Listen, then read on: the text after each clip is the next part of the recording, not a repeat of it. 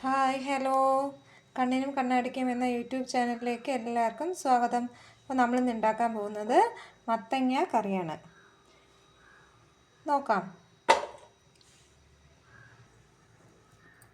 മത്തങ്ങയും 2 പച്ചമുളകും മഞ്ഞൾപ്പൊടി ഇട്ട് വേവിക്കാനായിട്ട് വെച്ചിട്ടുണ്ട്. ഇതിനി ഒന്ന് വെന്ത് വരട്ടെ.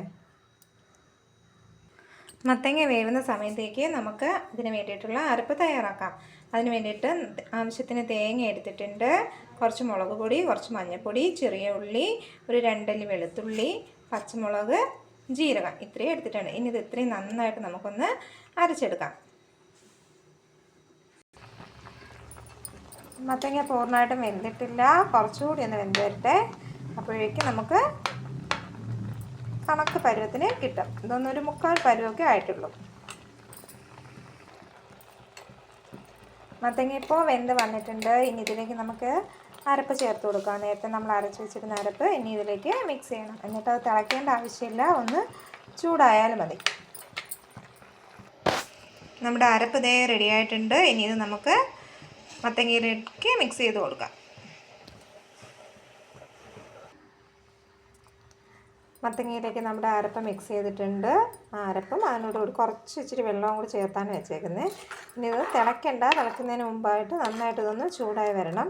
പിന്നെ ഉപ്പ് ചേർത്തിട്ടില്ല, ആവശ്യത്തിനുള്ള ഉപ്പ് കൂടി ഒന്ന് ചേർക്കണം. അങ്ങനെ നമ്മുടെ മത്തങ്ങ കറി ഓക്കെ ആയിട്ടുണ്ട്. കണ്ടോ, മത്തങ്ങയൊക്കെ നന്നായി വെന്തുടഞ്ഞ ഇതായിട്ടുണ്ട്. അപ്പോൾ ഇനി ഇതിലേക്ക് നമുക്ക് കടുക് താളിക്കുന്ന ഒരു കാര്യം കൂടി ഉള്ളൂ. അതും കൂടി കഴിഞ്ഞാൽ നമ്മുടെ കറി വിളമ്പാം. പിന്നെ ഞാൻ ആവശ്യത്തിന് ഉപ്പ് ചേർത്തിട്ടുണ്ട്. കറി നന്നായി ചൂടായിട്ടുണ്ട്. ഇതിന് തിളയ്ക്കേണ്ട കാര്യമില്ല. അപ്പോൾ ഇനി നമുക്ക് കടുക് താളിക്കാം. ചട്ടി ചൂടാനായി വെച്ചിട്ടുണ്ട്. ചട്ടി ചൂടായിട്ടുണ്ട്. അപ്പോൾ ഇനി ഇതിലേക്ക് നമുക്ക് എണ്ണ ഒഴിച്ചു കൊടുക്കാം.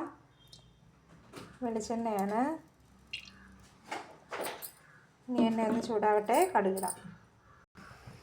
കടുക് ഇട്ടിട്ടുണ്ട്. ഇനി ഇത് പൊട്ടട്ടെ. അന്നേരം കരിവേപ്പില ഇട്ട് കൊടുക്കാം. കരിവേപ്പില എൻ്റെ കയ്യിൽ കഴിഞ്ഞു, കുറച്ച് ഇരിപ്പുള്ളൂ. കറിവേപ്പില നന്നായിട്ടിടാം.